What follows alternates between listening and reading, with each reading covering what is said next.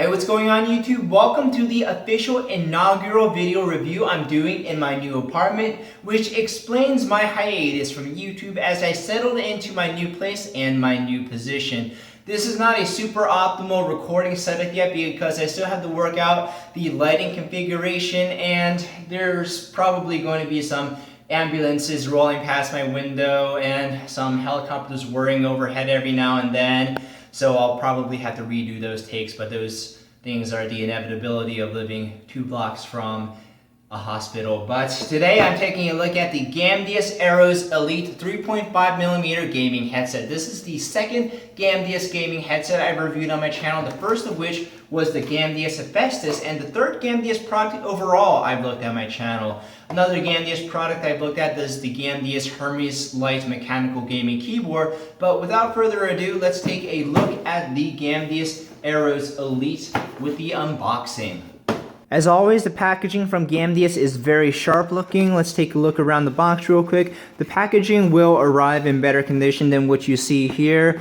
It's only this way because I took it around in my car before settling on doing the review in my new apartment. But let's get this unboxed. Oh, here. I should take a little more here than that. Make sure I don't.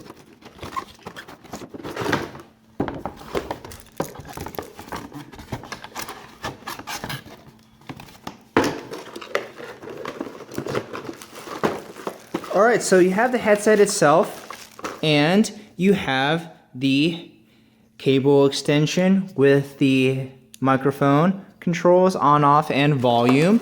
And you also have, this is very interesting, an extra set of ear cups. You have a quick start guide, which shouldn't be super difficult for a 3.5mm headphone. And you also have Gamdias stickers. In addition, the headset comes with a detachable boom mic that can bend and twist so that you can get the best position for broadcasting. The first thing I noticed about this headset, apart from the ultra skeletonized frame, is the weight. I don't have my scale on hand, but if I were to weigh it, it would come very closely in at under 1 pound. The ear cups, as I mentioned, just clip off so that you can exchange them with a different kind that better fits your ears. So this is more of a, how would I put it? This is a weave-ish kind of plush, and this is like a faux leather. So yeah, you can have different type of ear cups depending on your preference. So this is the weaved type of fabric, and woven, not weaved. I failed really badly with that. And this is the faux leather. So the interchangeable ear cups in a headset at this price point is a nice feature to see. And I've already mentioned the skeletonized frame, but it looks cooler than I thought it would. The headband on the top has these semi-rigid sections. They're not super compressible like the ones that you'll find on the Gamdias Hephaestus. So it's a personal preference type of deal. Some people might like the headband to be a little bit more rigid, but me personally, I like as plush as I can get things, so I probably will be using the woven type of ear cup. But the headband is held in place by elastic things. An elastic band that runs the length of the top of the headset. But what I don't like already is that you can see you can pull off the headband adjustment from the retaining mechanism. So yeah, if they had extended the little plastic portion by a little bit, it would be a lot more difficult to just pull off the headband like that. The ear cups tilt and rotate, and with the range of adjustment, the headset can fit any head size. You can use the headset with just the single 3.5mm gold-plated connector, or you can connect it to the microphone adapter to use with the splitter and the 3.5 millimeter and 3.5 millimeter mic and headphone connectors. In total, the cable is going to be about 1.2 meters, and it's not braided. It is this style of flattened cable. This is a very interesting trend that I'm seeing on more and more mid-range and entry-level headphones. I don't know whether these are advertised or designed to be more durable than braided style cables, but this is the type of cable that came with my Noontech Zora wireless headphones, which are a very quality product. So it says something about the choice to use this type of flattened cable. But going along with durability, gaming peripherals have to be designed with longevity and durability in mind. At face level, the connector, I don't know whether it's going to stand the test of time, as well as say an Astro A40, which has been going strong for about 4 years now. So due to the skeletonized polymer frame, there is a lot of flex in these headphones, but polymer by design has more flex than metal, which helps it be more impact and drop resistant. So this might actually be a beneficial property to the headphones in using the skeletonized polymer, which in addition to helping reduce the weight can help with the long-term durability. But still, I am sort of not convinced about the durability of the rotation mechanism of the ear cups.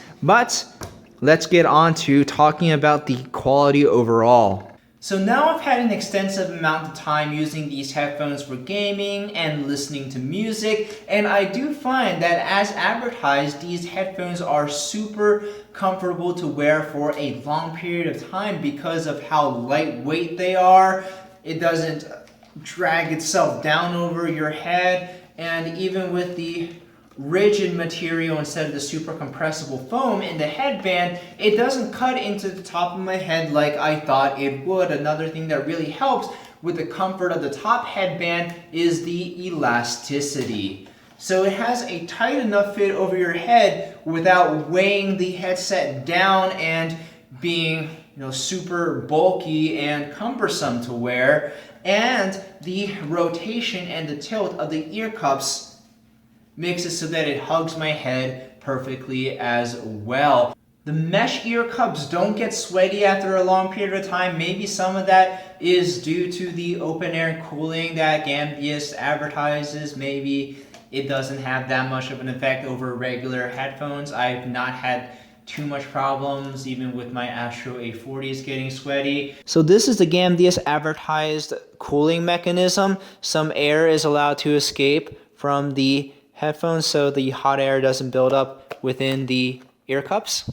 The Gamdias Hephaestus is advertised with aluminum heat sinks built in though to aid in cooling, and these stay cool for a long period of time as well. But if you use the mesh ear cups, the sound from the environment it has better pass through compared to using the faux leather ear cups, where these will make generally a tighter seal around your ears, blocking out more of the environmental sound, but it's still not going to be as tight of a seal as dedicated studio headphones.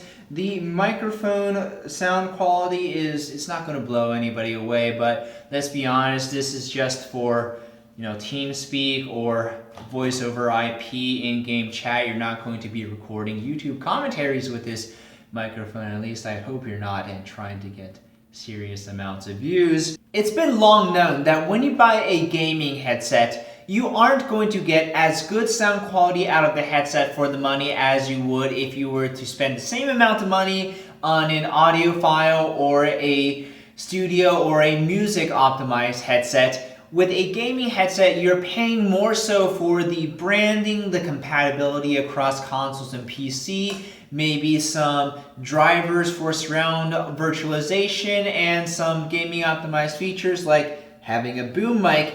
But the Gamdias Eros Elite is really trying to break the trend of gaming headsets historically having poor sound quality for the price. Gamdias isn't going to be a household name with the sound quality, but at its price point of $60 on Amazon at the time of recording this video, this is one of the best sounding headsets at this price range. Even without surround virtualization, the headset does a good job of providing encompassing sound that goes all around you instead of just being left and right ear.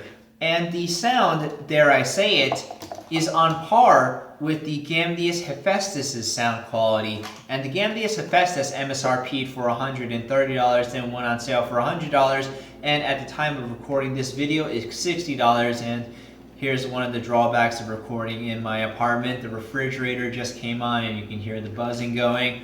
But at its price point, I think it will go on sale. And when it gets the chance to go on sale, it will provide an even better value and sound quality at its price point. In summary, the Gamdias Eros Elite has a lot of features and excellent performance at its price point. It's very attractive looking, super comfortable to wear for a long period of time because of how light it is and how comfortable the ear cups material is, and the degree of adjustment that you can make on the headphones. And this is one of the lightest, if not the lightest, 50mm driver large ear cup headphones that I've ever worn. At its price point of $60 on Amazon, I give the Gamdias Eros Elite a B- rating for its good sound quality for its price point and how comfortable it is to wear for a long period of time.